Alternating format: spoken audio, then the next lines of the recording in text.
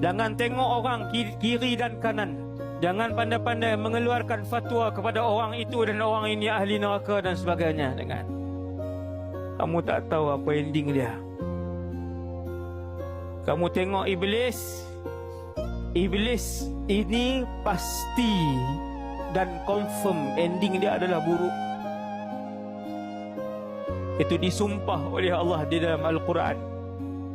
Dahulu dia elok, dahulu dia adalah ahli ibadah yang memintas hampir kebanyakan para malaikat. Hari ini di mana kedudukan iblis?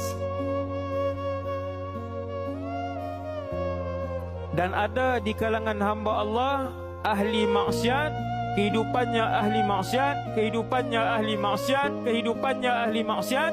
Di akhir hayatnya dia bertaubat dan Allah memasukkan dia ke dalam syurga.